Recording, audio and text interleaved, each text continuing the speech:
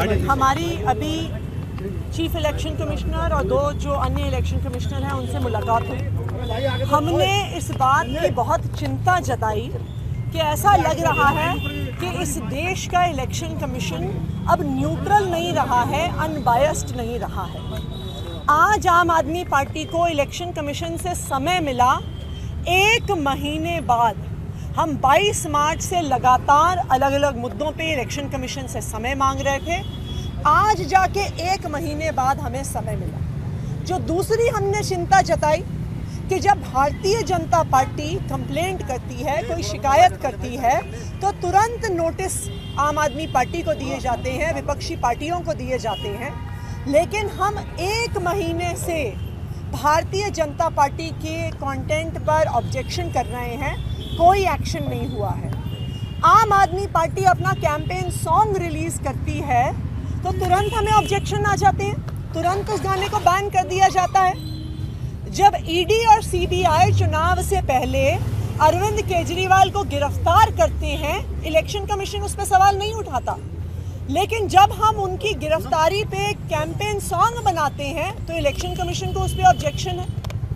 हम तो बस यही चाहते हैं कि इलेक्शन कमीशन न्यूट्रल रहे, बायपार्टिजान रहे।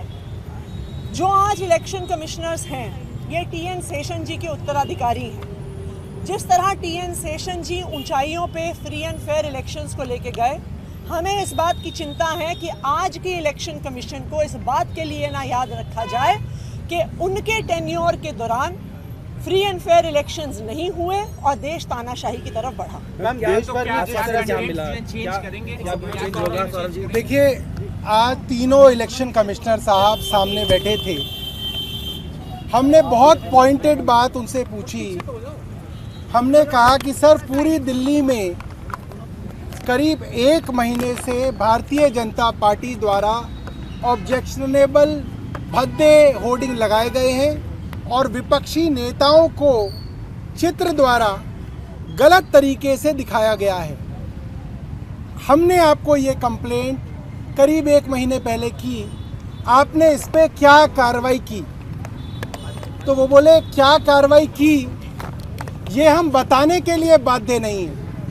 मैं कमाल है इस बात का कि एक संस्था जिसका काम ये है कि देश में देखें कि फ्री एंड फेयर इलेक्शन हो, जो वॉचडॉग है, वो कह रहा है कि हम बाध्य नहीं है बताने के लिए। तो मैंने कहा कि साहब, आप उस पर कब तक एक्शन लेंगे? क्योंकि चुनाव को 1 महीना तो गुजर गया, 1 महीना और गुजर जाएगा तो चुनाव खत्म हो जाएगा, तो कब लेंगे? तो वो बोले ये भी बताने के लिए हम बाध्य नहीं है कि हम इस पे कब एक्शन लेंगे। तो मैंने पूछा, भैया ये तो बता दो, चुनाव से पहले एक्शन ले लोगे या चुनाव के बाद लोगे?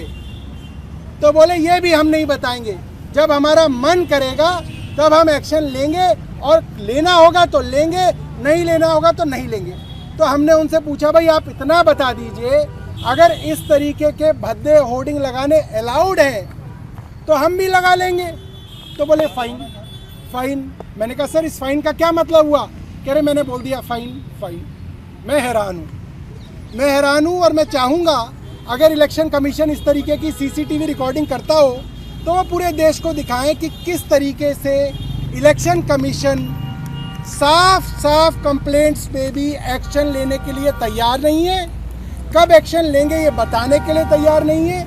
बड़ी हैरानी की बात है। थीम सॉन्ग चेंज होगा या क्या है, बाकी बात क्या रहेगी? देखिए, हमने उनको बता दिया है कि थीम सॉन्ग के बोल के अंदर जो भी उनकी समस्याएं हैं वो हमको ऐसा लगता है कि उसमें ऐसा कोई भी ऑब्जेक्शनेबल चीज़ नहीं है, और उसको हमने उनको एक्सप्लेन करके दे दिया है।